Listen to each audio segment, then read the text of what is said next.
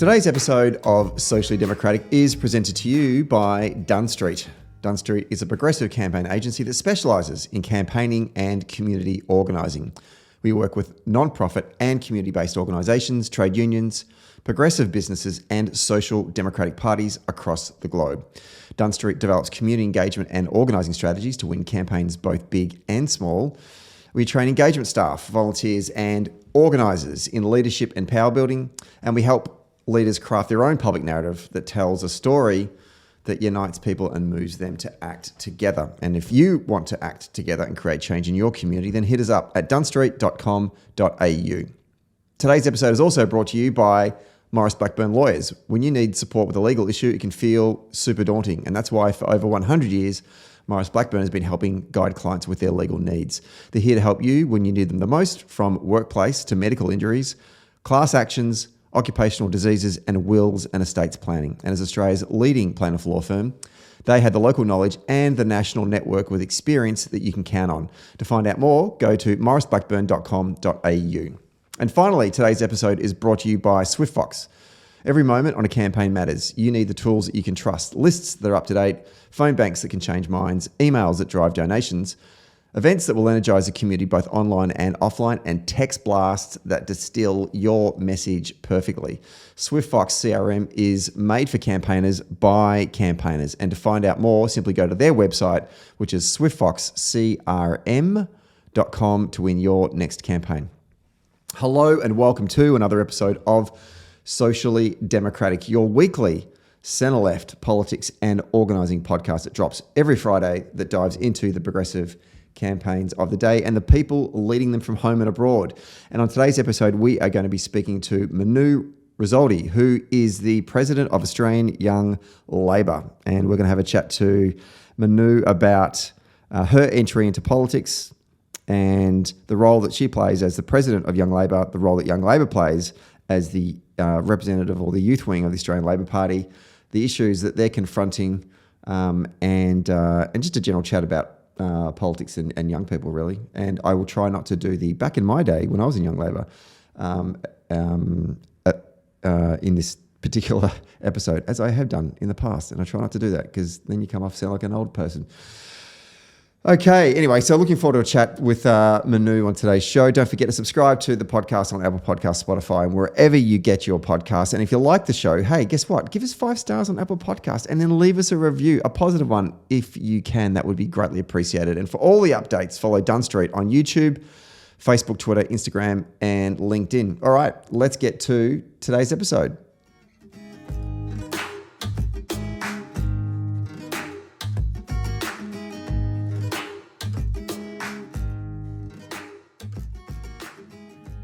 We are taping this one on a Tuesday morning on the lands of the Wurundjeri people. And joining me on the line from, I'm assuming, Gadigal country, but she can correct me. No, she's nodding. That's true. Very good.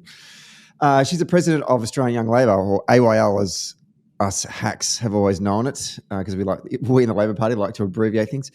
Manu Risoldi, welcome to Socially Democratic. Or should I call you El Presidente? No, definitely don't call me that, but thank you for having me. Very good. We have a lot to get through, and a lot's happened even in the most recent amount of days. Even though this is not going to get published until 2 weeks after the referendum that we just had, it was, for full transparency, it was on the weekend. I want to talk to you a bit about that as well. But before we do, as I do with a lot of our guests, I'm super interested in understanding your journey to politics, and how you have found yourself the president of the peak body for young people in the Labor Party. Where did your political socialisation begin? Yeah, it's funny that we're having this question. Before I kind of decided how I was going to answer it, I sought my parents' consent to define their political ideas.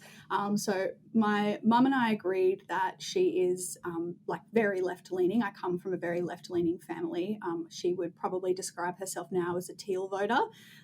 She's really in that demographic of highly academic professional women in Australia who felt very disenfranchised by even the moderate side of the Liberals at the last election.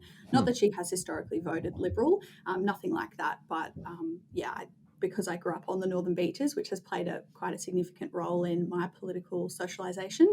She tends to go that way. And my dad has some interesting political opinions. I'm not really sure I could pick where he would vote. He's not an Australian citizen, so he can't vote, but he definitely has a lot of opinions. He grew up in Italy, so there's a lot going on in Italian politics at the moment. They have a very far-right government that's kind of swept to power, and he has lots of opinions about that. And if you were to ask him who his favourite politician was, he would probably tell you Bernie Sanders. So I'm kind of somewhere awkwardly between my parents. But the background for me is that I grew up in Tony Abbott and Mike Baird's electorates. Grew up with them at school very often, hearing my parents talk about them all the time in not a very flattering light. Definitely knew that the Liberal Party was never going to be for me, but because I wasn't surrounded by like Laborites or I wasn't part of a branch or anything like that, I really came to get to know the Labor Party through my time at university. And very early on, I joined the party, but I joined the party because I had just started a social work degree and I was very interested in advocacy. And it just made sense. Like, if you are interested in advocacy and advocating for people at a micro level in their day-to-day lives, it makes sense to also be interested in the policies that impact them on a macro scale. So when I looked at it like that, I mean, it seems really clear in my mind how I ended up here, but it's surprising every time I talk to people about it, they don't really see the connection between social work and the ALP. I think they think of people interested in politics as being lawyers and people who have backgrounds in business and that kind of thing. But I think social workers makes perfect sense to me. So why did you want to do social work? It's a terrible answer. In year 10, we had some careers counsellors come to school and I didn't really know what I wanted to do. My mum studied law and my dad didn't finish high school. So my mum inevitably really wanted me to study law. I wasn't interested in law for whatever reason. Didn't really know what I was interested in, but this careers counsellor told me that I should pursue a career in advocacy and then told me social work was where I should go.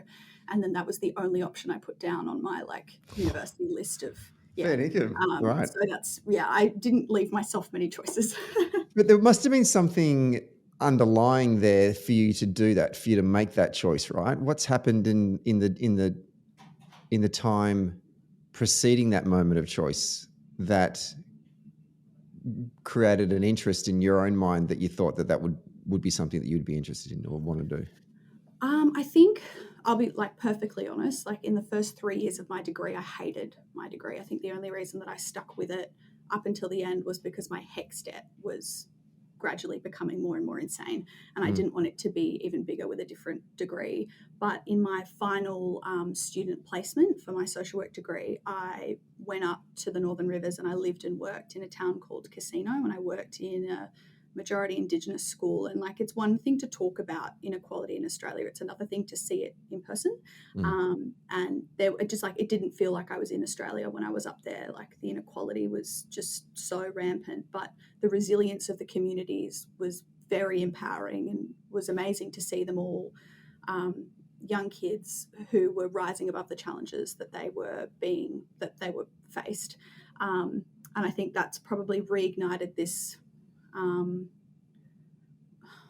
It's not a mission because that sounds stupid, but I just feel very keenly that we're a very lucky country, we're a very rich country, and there just shouldn't be the amount of inequality. And when I look to the history of the Labor Party and the change that it's fostered, whether it be Medicare or superannuation, I just feel like its mission is very similar to mine in that there can be policy changes that make people's lives better and also individual interventions that we can make to make people's lives better. And I think those two things go really nicely together.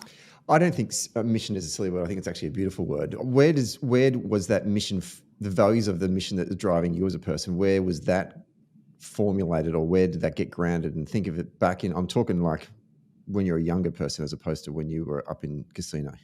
Yeah. Interesting. I'm not too sure. I think my parents probably played quite a significant role in it. They're very generous individuals. I don't know. I mean, my school will love this. I went to a Christian high school. I'm not I'm not religious. I grew up in a kind of agnostic household, but we were taught a lot about servant leadership and like really like old school Christian values around supporting your community. And I think growing up in that environment definitely impacted the way that I viewed the world. Didn't agree with the school's social stances on a lot of things. They took a really horrible stance during the marriage equality debate and pledged a lot of money to the No campaign, which I didn't agree with and didn't think it reflected their Christian ethos at all. But definitely like the idea of caring for those around you when you grow up alongside that for the 6 or 7 years that I was in high school, I think that definitely impacted how I view the world. When that was going on, that the marriage equality debate and then the eventual national survey that was held, and you saw this happening in your school, did you do anything about that? There is a very clear memory in my brain of printing out a whole heap of posters. I'm not going to tell you what's on the posters because I might offend the teacher that it involved at the time, but he was one of our Christian studies teachers, and we made probably what was considered a meme back then about it, and we strew them up all over the school. And I think that was probably one of my first acts of like activism, maybe, now that I think about it. Yeah. Right. Where did you get the courage to do such a thing? Because that wouldn't be... How old were you when this happened? I would have been 16 or 17. And definitely it was because it was a group of us that did it. It wasn't just me. Strength in numbers, yeah. Yeah, exactly. Power to the people. Like lots of us decided we had to do something about it because despite the fact that we went to a Christian school, it was... there was a really diverse array of people that went to the high school, particularly quite a lot of kids from the LGBT plus community. So it just felt like the school's decision to come out the way that it did was just so not connected to what the school community looked like. So we felt like we had to do something. How did you find those? How did you find these allies in your school? Like, how did, like, you know, was there conditions in which you could find each other out, or, you know, do you know what I mean? Like sort of, you know, sometimes when you're in a room and you go, oh, do we all agree on the same thing? Or do we share similar values, but you're never confident enough to, you know, speak publicly about it in a public space. I'm interested in that. No, we had a really politically engaged, I went to a very politically engaged high school. Even if you look at the people that went on to join political parties, a disproportionate amount of my friends are in political parties, I think. Right. Not just the Labor Party, to be clear, like the Greens and also, unfortunately, the Liberal Party too. But yeah, no, I think I was also in one of my friendship groups. We kind of connected with one another because of our interest in politics. By that point, I didn't know that I wanted to join the Labor Party. I wasn't a member yet, but they were all very gung-ho about their moderate liberal views. So it was very normal in my friendship group. We were those like political nerds, basically. Yeah. Okay, fair enough. I think I was in that same group at my school. Okay, so rightio. So you've found each other and you've decided we need to do something about the position that our school's taken. Who came up with the idea of doing these posters? Definitely not me. I cannot take credit for it. It was one of the boys.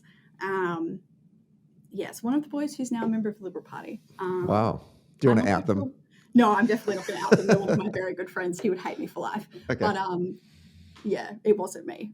All right. Yeah, so you put... He was a little activist, so, you know. There's maybe hope for him yet. So you put these posters up. In doing so, how did you feel as a group? Well, I definitely felt like I was, you know, very naughty. Like I towed the school line at all opportunities. I didn't step a foot wrong. So that was probably also like the boldest thing I had ever done. But also I think we felt empowered. Like we had shown them that they might speak for us at a very senior level, but we were not happy with the choices they had made. Yeah. And from that decision and the action that you guys all took, what was the outcome? Both either immediate or maybe later on? Like what's the immediate outcome? But then how did you sort of look back and reflect on that and say, I'm fucking glad I did that? I mean, they didn't change their position, obviously. And they still, I know this because younger students tell me that they still have sermons around traditional relationships and the role of women and all that kind of stuff. But I think from like my peer group, there was a lot of respect for the fact that we had done something about it. And again, we brought out a whole heap of other allies that agreed that the school's position was unjustifiable. Yeah. Great. So from that experience, what I am interested, I know you said that it just made sense, the connection between you wanting to pursue a career in advocacy and social work and the Labor Party. But for a lot of people, that doesn't make sense, right? And I want to understand how you made that connection. Like, it could have been anything. You could have done something else. You could have joined the Greens. You could have not chosen a political path. Because, the day that Why I was politics? Politics has, to be really clear, I've always been interested in it. If you were to ask my best friends, they would have told you that from the age of 12, they knew that I was going to be politically engaged. I don't agree with that analysis. I refute it, but they... Well, what did they say? What did they say that they saw in you? I think they'd probably just say that, when I have an idea about something, regardless of what it is, I'll follow it through to its absolute end and become very dogged about my opinion, which I think is absolutely true.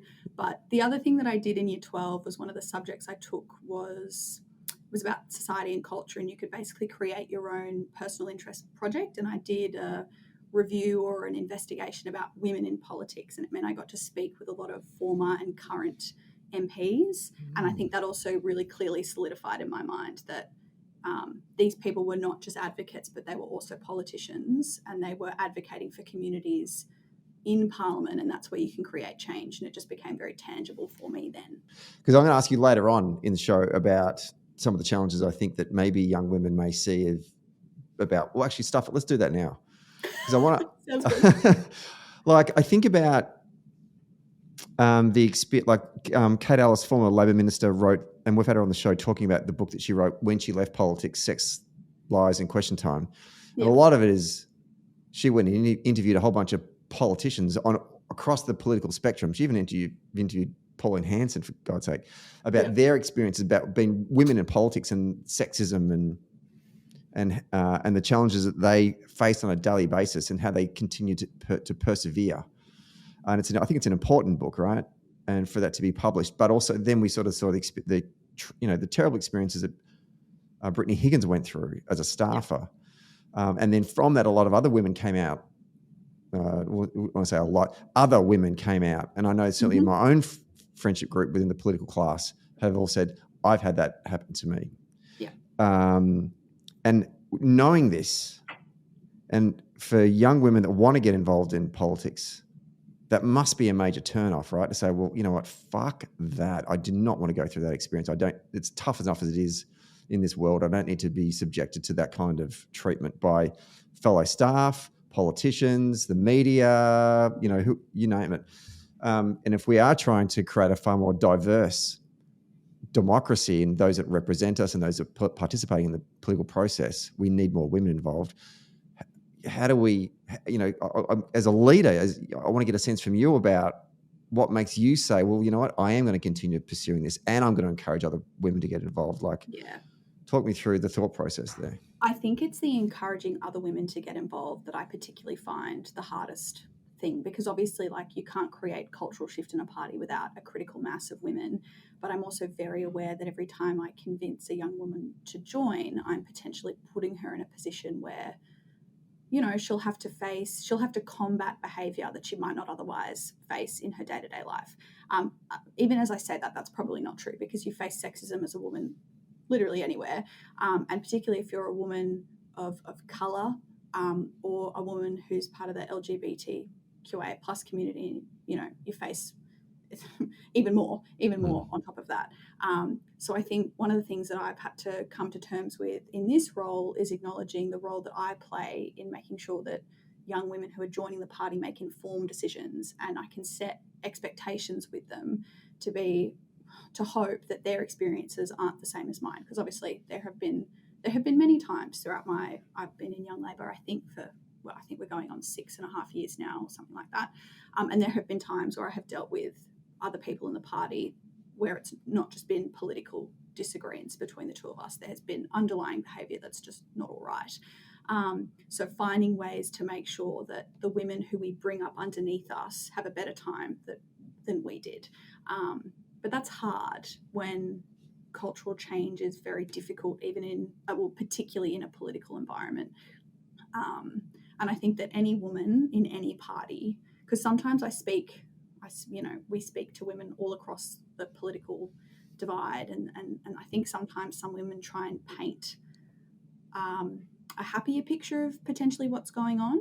But I think the way that we need to go about this is speaking really honestly with ourselves about what we see and how we go about changing it. And also, like, speaking truth to power. Like, there are people in any party that will want to, and this is the kind of the difficulty with party politics, you know, when something happens, you want to foster cultural change, but you also don't want to put the party in a difficult situation, particularly publicly.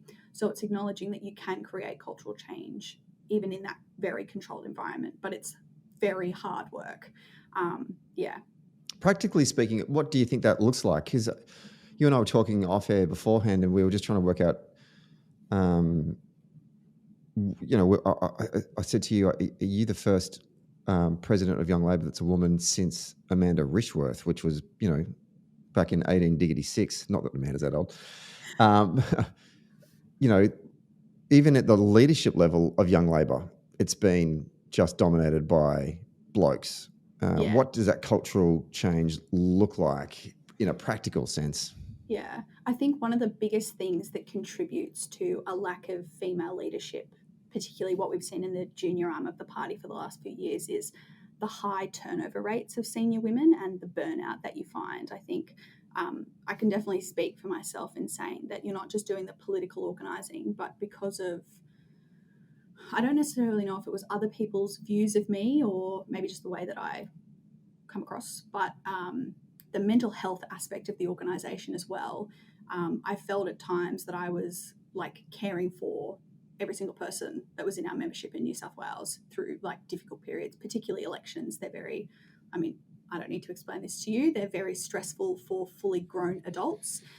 If you have an organisation that's largely young people between the ages of 18 to 24, those stressful situations are made even more intense, particularly when they're also studying for university. You know, we're putting quite a lot of pressure on young people, and if there's no avenue for them to seek support, it becomes very hard for them. And I think most senior women in the organisation would say you don't just play the role of political organiser, but you also play this role of mental health advocate. You know, I think the joke was that I was Young Labor's social worker last year during the federal election, which of course I laugh at now, but at the time was very stressful. And I can see why people wouldn't want to put themselves through that, because particularly when someone becomes very unwell or they don't have the support, there have definitely been times where I have felt responsible for not caring for that person enough. And that's also a difficult part of, I think, leadership within this kind of organisation. Let's talk about Young Labor. For those of you out there that don't know what Young Labor does, what is the purpose of Australian Young Labor? Oh, well, I think that depends who you talk to. I would argue that it's a campaigning machine, and it's also Mazel tov. Yeah, exactly, campaigning machine, and also an area where you can debate policy. Obviously, like a lot of our conferences aren't based around campaigning. They're based around arguing about policy and senior party policy, and also, you know, really striving to make sure that young people's voices are heard at our senior party level. Yeah. Okay. And in your capacity as president, what do you have to do throughout the year for your term? So a couple of different things. Alongside our national executive, we kind of coordinate campaigns. Obviously, the last kind of 5 months has well and truly been overtaken by The Voice. But typically as well, we would be taking our policy. We have a policy booklet that we agreed to back in April of this year when I was elected president. And we do have some plans to go down to Canberra and agitate around social issues that we deem important to the youth wing of the party. And we can talk about those later. Yeah. Let's talk about the Voice referendum. Yeah. Can I get your initial reactions to the result from the weekend? I think I've moved between being very deflated and then being like consumed with rage. And I think that's about the extent of how I can describe how I'm feeling. Yeah. It sounds like we're all going through those various stages of grief. Is it 7 stages of grief? Seven stages of grief. And we're all on different timelines. I want to get a sense from you about the role. Like you said that, you know, Young Labor's been consumed in the last sort of 5-6 months with this campaign, what role did Young Labor across the country play? Was it coordinated or was it more devolved? How did you sort of try and structure yourselves as a youth organisation to get involved in this campaign? I think it was tricky, right? Because the Labor Party itself didn't really run the Yes23 campaign. Like the Yes23 campaign had its own infrastructure. So particularly from a Young Labor point of view, we had kids organising and working across various states and territories in various different seats, in various different capacities. I know that New South Wales Young Labor centrally organised itself around phone banks and door knocks and that kind of thing. But really, there were also lots of instances where, for example, people that were working for MPs were working on their local campaigns as if it was an election campaign. So it was very, very depending on who you speak to. Like I was part of the unions campaign because I work for a union. Yeah, okay, right. And did you talk to me about the integration? Because you sort of said before your opening remarks were the Labor Party didn't run or weren't formally a part of the Yes23 campaign. Yeah. We did a podcast yesterday, sort of doing a bit of a debrief of the campaign itself, and one of the topics that came up was the and I don't say this in a pejorative way, but the disconnect that I thought happened between the Yes23 campaign and the campaign apparatus that is the Australian Labor Party. Yeah. And I don't say this as a criticism, as more as of an observation and talking to senior Labor Party campaign people across the country, just our sort of random chats. Like we're all asking each other, have you been asked to get involved in a formal capacity? Have you been asked to get involved in a formal capacity? And 9 times out of 10, the answer was no. Yeah. And I find that interesting, only because from a campaigner's perspective, if you want to win an election campaign, the first thing I would do as an organiser is look around, particularly in a sort of a startup campaign, right? Which is what a referendum campaign is. I want to get the best people around me in all the different elements of what a campaign looks like. Yeah. And I just wonder if that happened in this Yes campaign. I want to get a sense from you guys in terms of your experience as a Young Labor, because let's be honest, the foot soldiers, I hate using military analogy for campaigns. I know it just gives me the shits. I don't know why I just did that. I'm going to have to put 10 cents in the swear jar.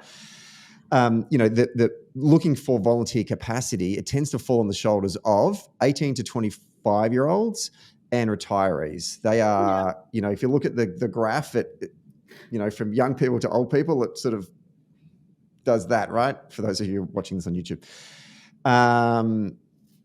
And I want to get a sense from you guys about, was there any kind of formal communication from either the senior leadership of the party or from Yes23 or from the youth element of Yes23 to reach out to you guys and say, hey, how can we work together and organise together to start to work together to achieve this shared goal? And I think this is probably the bit that, I don't know if this will surprise you, but because Young Labor, some of our members were in that central Yes23 campaign, there was a bit more chatter than you might be expecting. Sorry. Okay, that's good. Yeah. But even with that in mind, like I still think that it kind of felt like there were lots of different people organising, like potentially not as one. Like the image I can give you is at the polling booth. So there were 5 of us handing out for Yes, and we all had different T-shirts on, like that said different things, that had different like logos that were like not connected at all. And I was looking at it and I was like, what the fuck? Like I've never been on a campaign. And like they were beautiful T-shirts. Love all the T-shirts. We'll keep all of my T-shirts.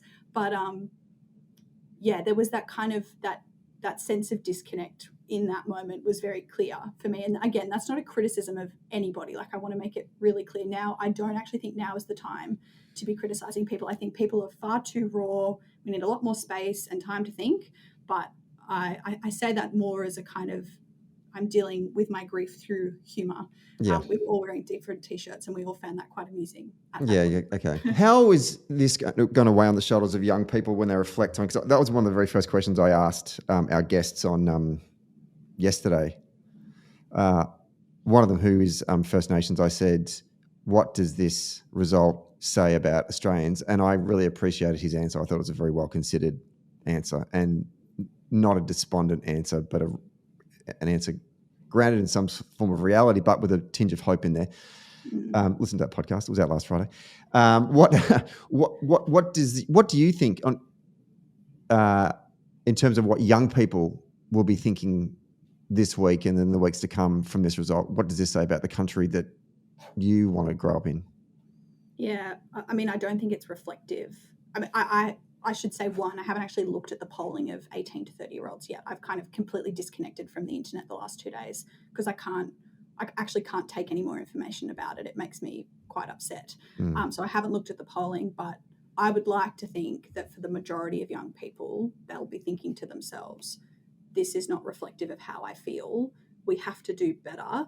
How do we move forward from this? And a lot of the conversations that I've been having with they're not in Young Labor, just my like normal run-of-the-mill friends. Civilians.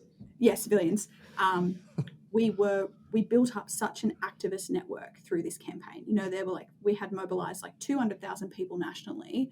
That's a huge group of people. Surely there is a way that we can engage these people in another advocacy capacity for the betterment of Indigenous communities. Like the very first thing that comes to mind is, you know, we were volunteering so much of our time over the campaign.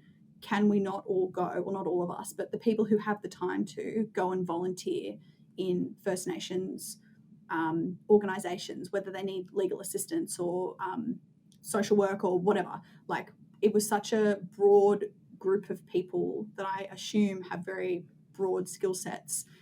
How do we engage these activists in a new way to continue the campaign? I don't think the campaign needs to stop now. I think this is a time where we kind of take stock and look after ourselves, but then recommit to needing to do more, because Peter Dutton's not going to do anything. He's already said that he's walking back his statement on recognition or whatever. So we can't leave it up to the No campaign. They didn't have any steps forward. They just wanted to win this, which is that's not how we approach this. It wasn't like being part of the Yes campaign wasn't really about winning. It was fundamentally creating change that we could see through. And I don't think this result should stop us from doing that. Obviously, it wasn't what we wanted, but there are many, many steps that we can still take despite what happened on Saturday. Let's take a quick break to talk about SwiftFox. Every moment on a campaign matters. You need the tools that you can trust. Lists that are up to date, absolutely. Phone banks that can change minds. Emails that drive donations and events that will energise the community online and offline.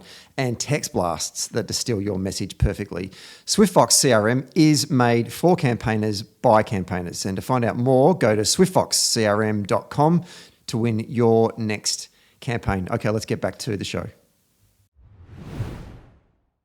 I mean, I'm really pleased to hear that, actually. And, you know, from an organiser's standpoint, we always think about when we create strategy, part of creating a strategy is coming up with a theory of change. And a theory of change simply is a theory of what we predict the future could look like if we use our resources in such a way to create that change that we seek.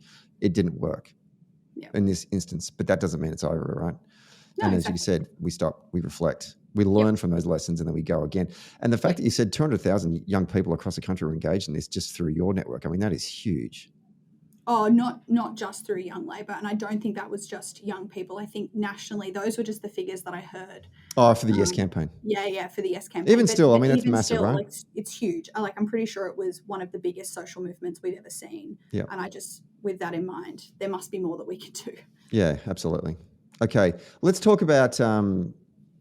actually, no, wait. Let me just double check my questions here. I don't want to make sure that we have covered off everything that we want to talk about in terms of the Yes. I mean, are there any other reflections about the Yes campaign that you wanted to share? I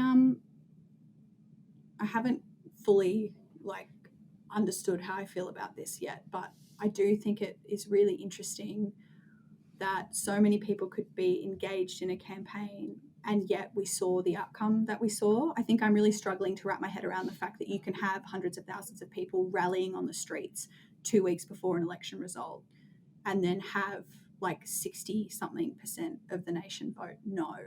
I think there's a real disconnect in my brain as to how that happened. And again, this is not me formulating a reason. I think young people are just confused by the imagery of like the federal Labor group supporting it, the Greens supporting it, the Teals supporting it, most of our state governments supporting it. There's just a real dissonance in my mind about how we got to the outcome that we had. Yeah, it's a really good question you ask. And when you say that, it reminds me of a story my late father told me that one of my older brothers, who was in his, what was he? He would have been 8. It was at the time of the Whitlam dismissal. And I was 2 months old, so I do not recall this at all. Yeah. But my older brother said to my dad the night of the election when Gough Whitlam lost, so that would have been December 1975, my younger brother said, so my older brother, who was 8 at the time, said to my dad, "Why did the popular man lose?" And he was referring to all of the rallies that were going on all around Australia in support of Gough Whitlam. And then the Labor Party got their asses handed to them at the election. And I've never forgotten about that. And I actually did think about that. I was overseas when I saw all the pictures coming back from all the rallies that were happening across the country on that. It was a Sunday or something? Yeah, it was Sunday. And everyone was really excited by it. And so they should. It's a moment, right, in a campaign of showing your solidarity and showing your power and showing your strength. And you need to do those things. But it can't be disconnected from then actually the work that needs to be done in targeted areas to then bring those people with you. And I just wonder what was done. It's not just rallies, right? It's not just these peak moments. In the end, you have to be shifting votes. Well, it's also, exactly. It's about changing hearts and minds. And I guess we didn't change enough hearts and minds. I don't know. Where are you on referendums? Because I just think they're just pointless. I think that the way that the founding fathers created the structures upon which we can actually change the Constitution are too hard. And I get it. I get why they did it. They liked their document. They didn't want anyone else in the future to alter it. So they made it super, super hard to protect the Constitution. But like clearly the numbers just don't add up that we're going to have. Like have you gone back and looked at some of the referendums that we've had that didn't get up? Like fixed terms. No, don't want that. Why? What's wrong with that? We've got fixed terms in all the states basically now, but you don't want to have it at a national level? It makes sense though, like a document that was written completely by men in like the early 1900s doesn't serve us very well now. Like that in and of itself does not surprise me. And I appreciate why some of the Constitution is set out the way it is. Back then there needed to be slightly better equal power sharing between the states. I get it at a theoretical level, but now, no.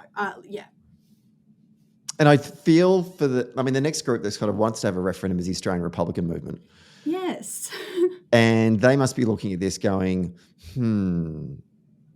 how are we going to overcome this mountain, right? Yeah.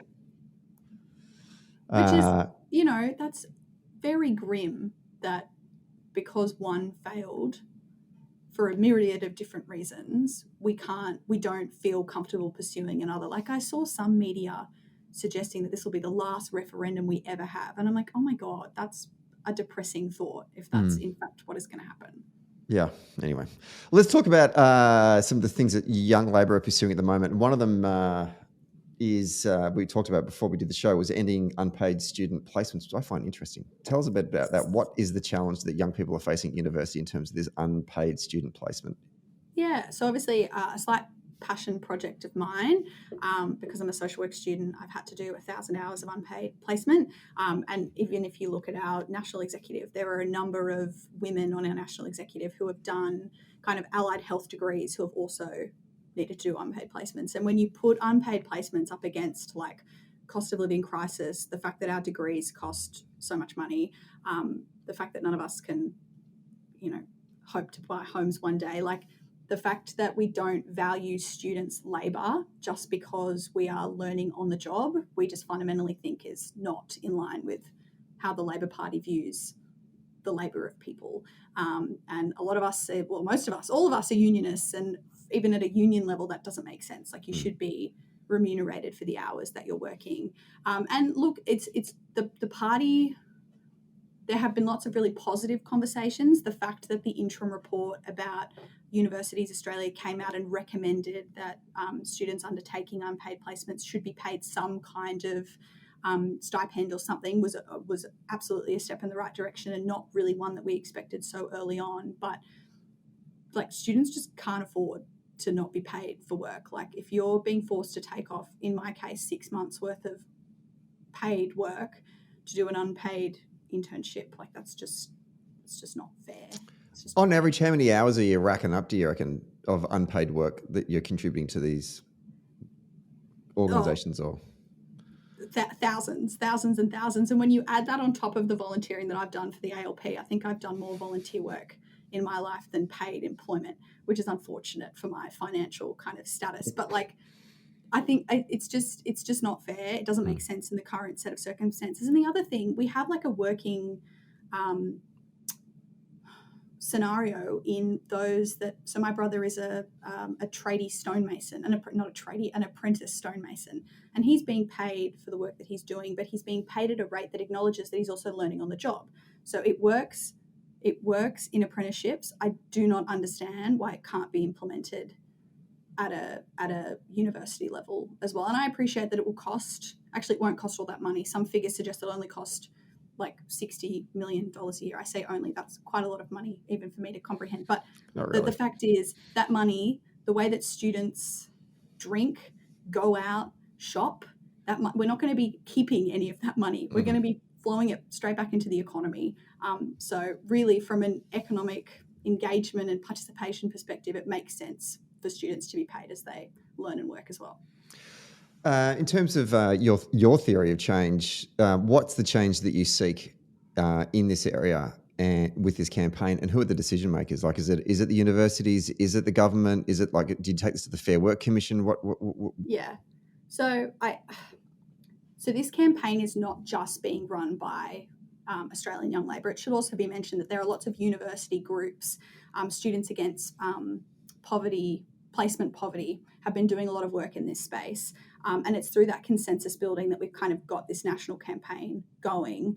But really, there's quite a lot of, we haven't really got agreement yet on how we should fix it, because there are lots of different avenues.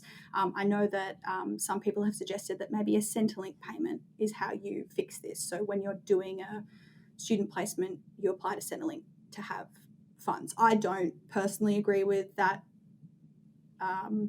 response to the issue, because I think it doesn't really fix the underlying problem, which is that we're not respecting students' labour. You should be paid for it. It's not a government assistance payment. You're working. You should be paid to work. Because you're getting sent to employers, aren't you? That could either be in the government system, but also could be in the private sector as well. Correct? And also, in a lot of cases, you are being sent to undertake an unpaid placement in place of someone who was being paid. Like, I have a very good friend who did a placement because the worker was on maternity leave. So, like, the money's there. Like, it's just unfair. Yeah. So there are ways that we can go about doing this. Like, the government could pay the universities to pay us. That's another perspective. Or we just change the Fair Work Act, which is what I would like to see, because it's the Fair Work Act that allows the loophole for university placements to be unpaid. So if you change that, then we can kind of figure out a model that's a bit more equitable for students. Rightio. So it sounds like you need to get your colleagues in the union movement to front up to the commish, right? Look, the union movement has been very supportive.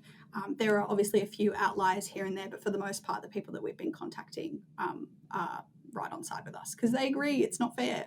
Yeah. Same with junior rates of pay as well is another one that always struck me as a union organiser for the SDA. Yep. Like, under 18, you're getting paid this percentage, but even for 18 to 21-year-olds had to get that at one point there. Certainly, some of the bigger retail companies that they were getting paid less than the full dollar, and I just was like, you can vote, you can get a driver's license, you can shoot a gun, but you can't get paid full whack. Like, what's that? Exactly. Climate change. Let's talk about climate change. I was going to ask you, what are you laughing at? I was going to ask you, like, rank the top. This is a stupid question, so don't answer this question. But the question I wanted to ask was, like, rank the top 5 issues for young people in Australia, and I'm wondering where climate change fits in that. But I know you can't. It's impossible to do that, right? Because it depends on where you live and your circumstances and your interests. But is climate change still the number one issue, do you think, broadly speaking, for young people that are reasonably politically engaged? Because I have a funny feeling that housing might be giving that a bit of a nudge, right? Yeah. I mean, if you were to ask me, I don't know what this is going to say about me, but I don't think it's my top issue. and this is going to sound horrible because the more I think about climate change, the more anxious I get. And it's gotten to a point where I just become so anxious about it that it's just much easier for me not to think about it anymore, which is bad, really, really bad. And I'm surprised I've said that out loud. But do you look at, when you get money out from the ATM, do you look at how much is still in your bank account? Because that's how you break up people, I reckon, into two columns, those that look and those that don't look. I don't look. Exactly. No, oh my God, yeah, I definitely look. Okay, but good. I think housing, for one, is huge amongst young people, but also just broadly speaking, cost of living. Right. And I think particularly because of the environment that we find ourselves in now, which is a bit of an economically precarious one, I think that has definitely shone through a lot more for young people.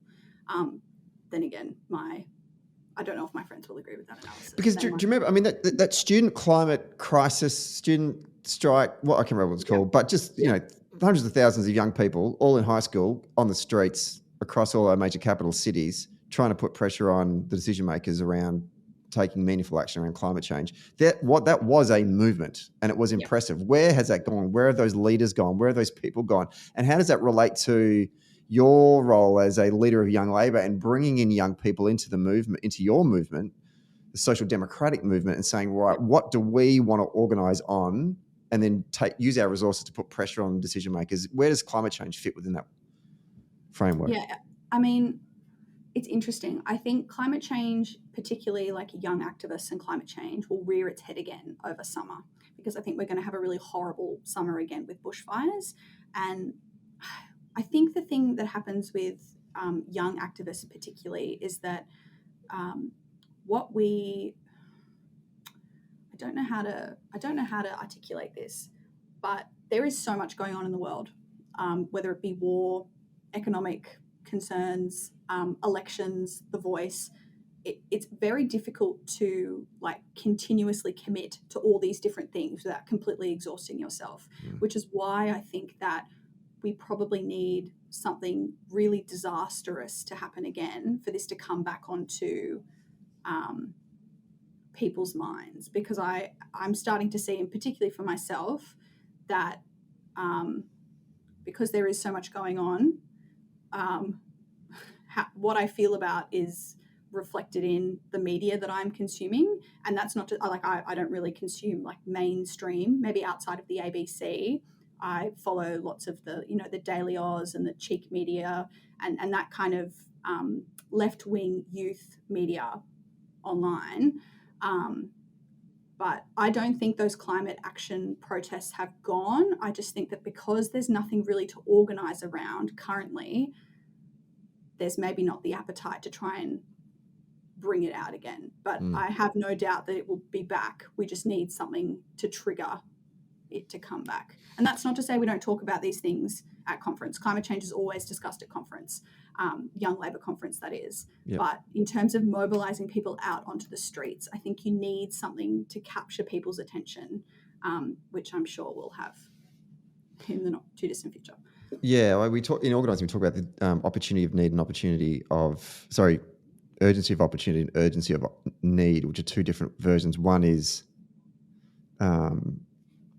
we're on the clock. Yeah. The urgency of opportunity is there are 10 days until election. I need you to come and do this, right? But urgency of opportunity is this is the disaster that befalls us right now. But if you create action, you can create change, which is something that you need to do in community organising to continue to go, right? It's easy to organise for an election because not easy, but it's easier to organise for an election because you can see the end date. But when you're trying to address something like climate change, thankfully, there isn't an end date just yet, but it's harder to convince people of something that they mentally, particularly for older people, I think they think, well, I'm not going to be around for that, or that's implausible that the world could, just melt. So therefore, we have to create this opportunity of saying this urgency of we'll look at examples around us that show that this is happening right now, and we need to do something about it. How do you, as Young Labor, as a leadership group, then work out what you prioritise in terms of what you want to organise on, or what you want to take action on, or what you want to address? I honestly through negotiating with one another. Obviously, there are lots of different groups that prioritise different things within Young Labor.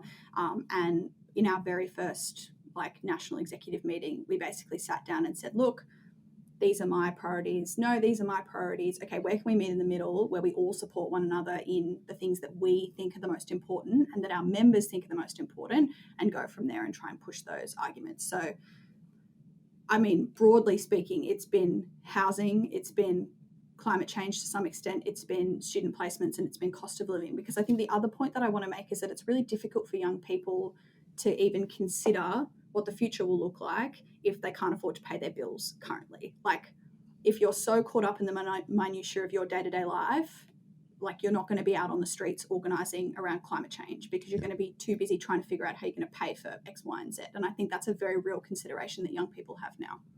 So let's address two of those issues you just raised: housing and climate, and housing and the cost of living. What is the lived experience for young people when it comes to those two particular issues? Talk us through what's going on. It's a pretty, I'm very privileged in that I'm back living at home with my parents. So I moved back at the start of this year to save for a trip because I couldn't pay for my rent and then also have enough money left over to properly save for a holiday, which is why I moved back. And I'm lucky that I have very supportive parents and they were happy to have me back. But there are also lots of young people, even in young labour, who have tenuous housing situations. I think particularly for young people who might not have their parents to fall back on, this is a very scary time. I was talking to somebody the other day. They were having, their rent was increasing by $190 and they were given 2 weeks notice. Like that, unfathomable. And also not fair by any means. You know, their wages aren't increasing at all against that cost increase. So it's very real for young people. And I think, I don't want to throw anybody under the bus here, but there is a certain generation of people who think that we are complaining and we are complaining unjustifiably. And I would say to them that they did not grow up in the same set of economic circumstances that we are. They could buy a house with their wage, with one wage, not even with two incomes, like a dual stream, with one. We frankly just can't do that. Like where my parents decided to buy, I would need to be like a multi-millionaire to buy there. And that's an hour out of the CBD. Like, it's just absurd. Is the mindset for young people right now, it's like the question of whether or not you can eventually buy a property is not even on the table right now. It's literally, we're in this sort of rental war where we're just trying to work out where I can rent. Yep. It's not a priority for me. Like, and it hasn't been for a while. Because there's no point aspiring to something that is frankly impossible. Like, it will just make me sad. So, yeah. And so from a young Labor's perspective, what are you guys focusing on in terms of trying to create change? I mean, I know that like there's been a massive housing announcement at a federal level. I know certainly here in Victoria, the Victorian state government, before Daniel Andrews retired from politics, they did a big housing announcement where they promised to build, I can't remember, it was quite a huge number of homes over the course of the next couple of years, like 300,000, 800,000 or something. So obviously governments are starting to hear this disquiet from the electorate. Where is Young Labor trying to situate yourselves in this debate and create change internally within the party? It's difficult from a national perspective because quite a lot of the work is being done with the various state Labor minus Tasmanian governments. What a letdown Tasmania are. Fair income. Just get with the program. I know. Maybe, fingers crossed it's going to happen soon. But I definitely speak from the New South Wales perspective, which is we're very keen to see more rent-to-buy schemes happen. And I know there's been a lot of advocacy from the group in New South Wales to Parliament about that. And it's important to acknowledge that the New South Wales government is trialling those programs in 2 separate local government areas in New South Wales, which is a great start. I'm very pleased to see that. It would be great if it could also happen in more. But I think if it's successful in these 2 trial LGAs, then we can hopefully see it roll out more, because that makes home ownership and being in a stable home, because it's not just, and it's not just owning a home. Like, if you are renting on a contract, on a lease every 12 months and you are moving every 12 months and there is no hope for you to buy a house in the foreseeable future, are we seriously expecting a whole generation of people to uproot their lives every 12 months to move into a new rental property? Like, that's also just, I don't understand that. so it's trying to find midway points, because I think Young Labor particularly appreciates that the cost of housing is a completely separate issue. And I'll be honest in saying that I don't even know if I necessarily have the answer to that question, but we need to make home ownership more equitable, and a rent to buy system supports that argument. We had a podcast a couple of months ago with some folks from Per Capita and the McCall Institute, which obviously McCall came out of New South Wales and now it's got offices across the country. It was an interesting conversation. I mean, I'm not a policy expert by any stretch of the imagination. I found that super interesting, and I wonder if there's value for Young Labor to be sitting down with, progressive leaning think tanks to have a bit of a yak, because I think those lived experiences that young people go through, and you guys are, you represent the youth, to build that connection from a policy standpoint to start to explore some of those solutions. Last topic I want to talk about is recruitment. And this was always an area which was of interest to me when I was going through Young Labor and in student politics, is how do we get more young people involved in not just the political process, but also in the social democratic movement that is the Australian Labor Party. What's the focus for Young Labor in terms of getting more young people engaged in this wonderful organisation that you guys lead? Depending on who you ask, you will get 15 different answers. But obviously COVID was very difficult for us. It was very difficult to recruit people when you couldn't get in a room with them and talk to them about policy and engage with them that way. But I feel very strongly that young people aren't necessarily drawn to the two-party preferred system. They're not really drawn to swearing their allegiance to a party simply because of really strong ideological opinions. I think for the most part, from what I've seen, people engage in campaigns on an issues-based basis. So from a national perspective, that's really why we've engaged with non-Labor aligned groups around the the student placement campaigns, because I think really what we want to showcase to people is the youth wing of this political party is very keen to talk to people and have their opinion shape how we engage with our senior party. I think there is this kind of do or die mentality that some people in Young Labor might have, which is that they're very, very keen to toe the party line and not say anything else. And I appreciate that in some sets of circumstances, but also fundamentally speaking, our role is to try and push the party to consider young people's perspectives more. And you can't always do that if you just parrot back the party line to them. And I think that the thing that I would say to young people is, if you don't agree with how the Labor Party is, if you don't agree with the policy agenda that the Labor Party is pushing, don't yell just from the outside. Come and talk to us. We want to talk to you.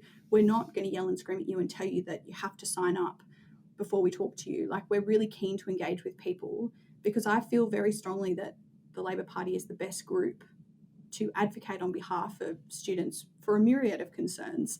For me, it's about building consensus with people who might not necessarily see themselves as party members, but who I think would make perfect party members. They just haven't met enough of us and understand that we feel very strongly on issues that they do as well. And we want to build consensus so that we can build a better youth movement. Because you can't build a youth movement unless there are people.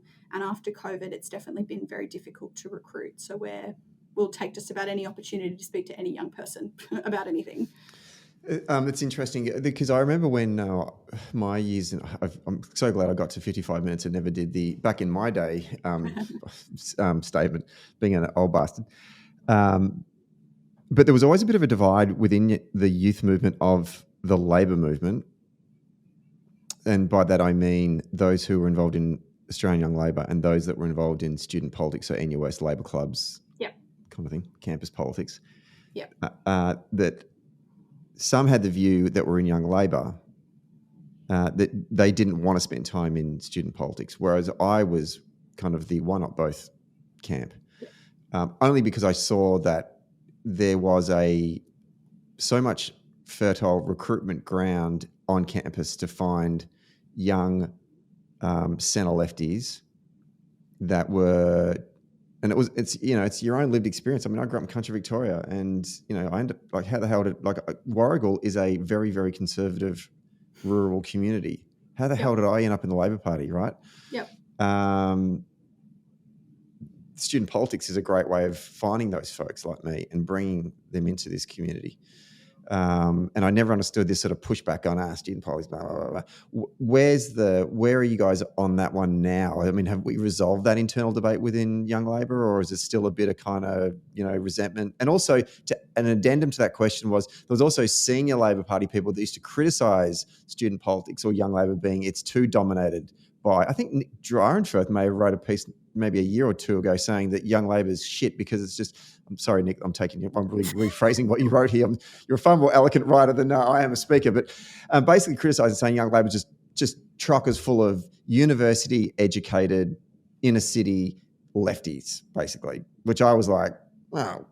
And he was kind of saying, we need to get into workplaces and get more young people. Well, fine, Nick, go do it. Like, no, if you're a tradie, no one wants to join the Labor Party. They're too busy trying to get their apprenticeship. They don't give a shit about politics.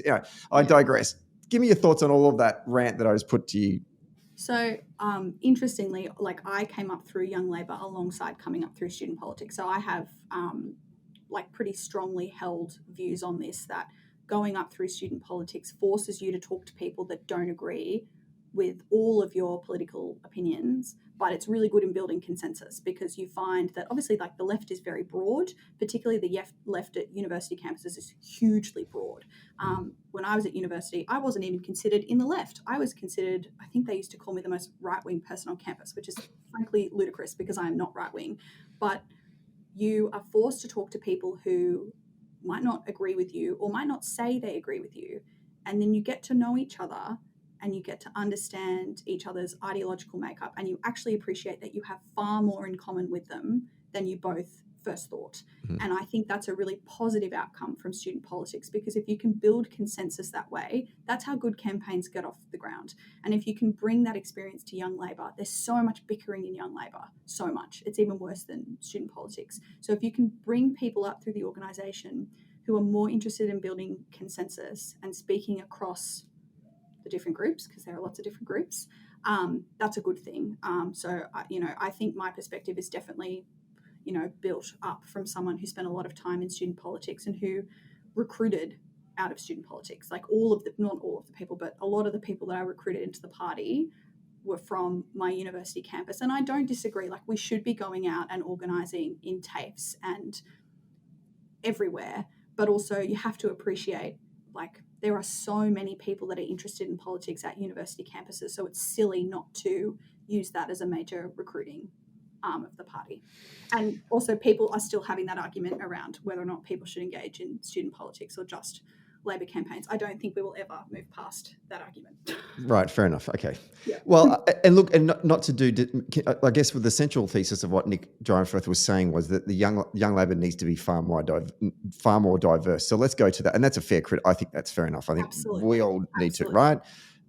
Talk us through that. How is Young Labor seeking to reach out into communities to have a youth wing that reflects the wider youth population of those that share our values, as opposed to just, Yes. I think we're getting better at it. Even when I look at like the new recruits that are coming through now, they are not just from the inner city. In fact, when I look at them, most of them are not from the inner city. They are not inner city lefties. Particularly, a lot of them, tons of them are from, obviously we're in New South Wales, so they're from Western Sydney. They're from like Labor heartland, and that's really fantastic. Like, I think that's what we should be doing. They're studying a diverse amount of, things. It's not just lawyers and people who are studying international relations. Then again, there are still a lot of it was arts degrees in my day, but okay, there you go. They've upgraded. But also I think, and this has really been in the last year, we've worked hard at making sure that the organisation is not just white. And that's not to say that we have perfected it. We are so far away from making the organisation as diverse as the communities that we all grow up in. But we're getting better. I'm trying to not be a negative Nelly, because I think obviously the organisation is still very white and very male, particularly when you look at like leadership. But there are activists who are absolutely committed to ensuring that we have a diverser set of membership And I think that as we double down on that, it will only get better as the years go on.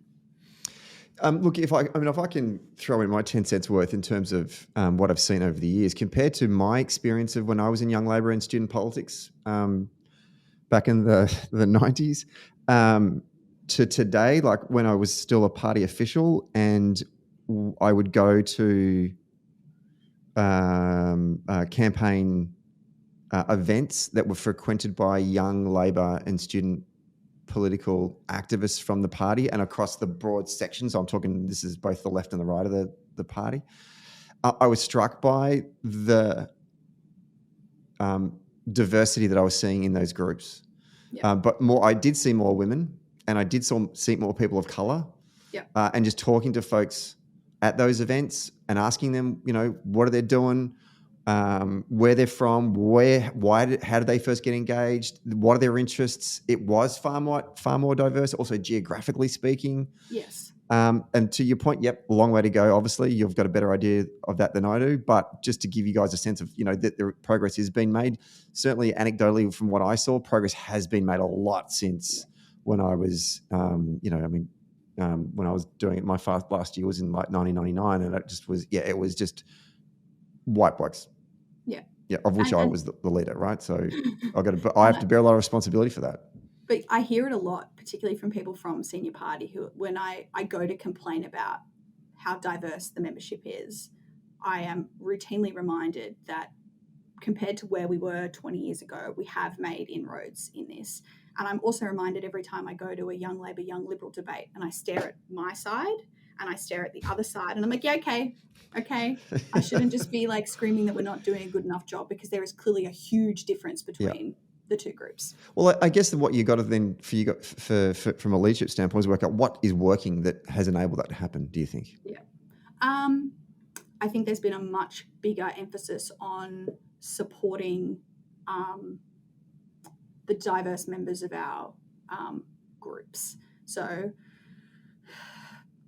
what I have found, obviously, is that particularly for young women of colour, what I've seen is that they moved up through the ranks really, really quickly.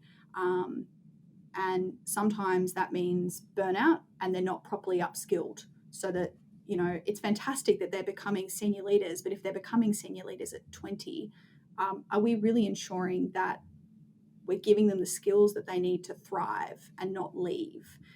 So it's kind of making sure that they're robust political organisers, and we're not just giving them opportunities, but we're also training them and retaining them. But it's also the mental health part. I think we're just getting much better at acknowledging when people are having a really difficult time and responding to that difficult time rather than just ignoring it.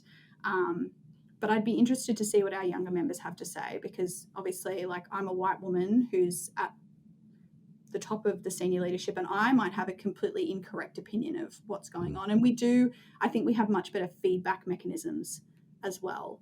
You've reminded me, maybe I need to go back and talk to people about what we are and aren't doing well, because I'm not quite sure when the last time we'd done that. Maybe that's something for me to take away after this. Very good. See, I knew something could come out of this podcast, not just having a bit of a yak. I mean, one thing that I've learned in my journey as an organiser is that, and it struck me when I studied on Marshall Gantz, was that leadership is a practice. And by that, I mean, how people talk about, he's a natural born leader. It's normally a he, by the way. They're a natural born leader. Yeah. And the theory of leadership, as we study in the practice of organising that we do, is we say that's bullshit. No one's a natural born leader. No one came out of the womb and then started directing the doctors and nurses around the surgery about what to do next, right? There is no such thing as a natural born leader. It is a practice that we all learn. Yeah. And that comes through training and coaching. And, as a young organiser, as a union organiser, my training was, here's the keys to a Commodore, here's a yard list, off you go and go start recruiting. I need you to get 20 cards this week, right? It was a bit more than that, but it kind of felt like that at the time. And the work that I do as a community organizer is to work with folks to say, hey, let's rethink what leadership is. So for those young people that are getting involved, that we are constantly learning how to be leaders, we're learning how to be organisers, and we practice it and we learn from our mistakes and go, right, how do we address that? But also work out what worked well. So therefore, let's keep doing that. So to your point, yeah, you're right. I think going back and talking with young people that are coming through Young Labor or student politics is how do we continue to coach and develop them in their leadership skills? And also showcasing different kinds of leadership styles, because you get a whole range of that within Young Labor. And, to talk about like a Labor great, like I think Jacinda Ardern also did a really good job of showcasing that leadership doesn't look like what historically we've thought it looks like. Hell yeah. You can be empathetic, you can give, you can care about people's emotional responses to issues and that not be at a detriment to your leadership style. And I don't think we should underestimate the power of that. Like, I have seen the difference that her leadership style, the way that it legitimized the leadership styles of other women in our organization, to be like, I don't need to be an asshole all the time to get things done. I can build consensus through friendship and being kind. And that's a real strength of mine. And I'm going to keep doing that. I'm not going to do the whole politics, do or die crap. That's not for me. I'm going to do it a different way. Honestly, I think that's been one of the greatest things to come out of my time in Young Labor, is to see that shift in leadership styles and to see that we've really warmed to it. I think that's a real win for us. Fantastic. Well, I always like to end the show on a high note, so let's end it there. But before we do, and before I thank you for coming on the show, do you want to give Young Labor a plug? Like, if there's anyone's listening to the show that wants to get involved in either their Labor club on campus, or if they want to get involved in Australian Young Labor, where do they go? What do they do? How do they get involved?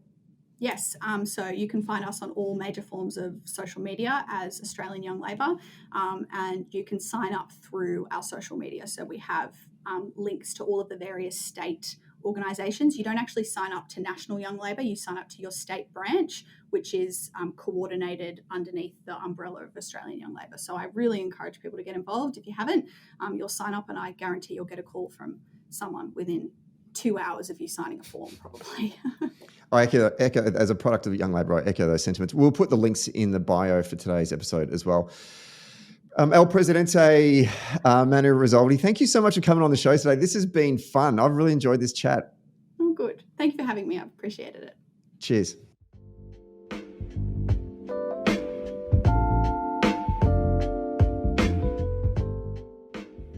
Hey there. Thanks for listening to Socially Democratic. Did you like the podcast? Hit the follow or subscribe button and be sure to leave a review on Apple Podcasts or Podchaser. And to get all the latest updates on Socially Democratic, follow Dunn Street on Facebook, Instagram, Twitter, and LinkedIn. And we'll see you next Friday. Socially Democratic was brought to you by Maurice Blackburn Lawyers. Maurice Blackburn Lawyers have spent more than a century paving the hard path to justice for everyday Australians. They've helped over 500,000 Australians turn their situation around, and they know how the system works. Their experience and skills means you'll get the best results possible. Find out more on their website, mauriceblackburn.com.au. Maurice Blackburn, experience you can count on. Socially Democratic was brought to you by SwiftFox. Every moment on a campaign matters. You need the tools that you can trust, lists that are up to date, phone banks that can change minds, emails that drive donations, events that will energise the community online and offline, and text blasts that distill your message perfectly. SwiftFox CRM is made for campaigners by campaigners. To find out more, go to swiftfoxcrm.com to win your next campaign.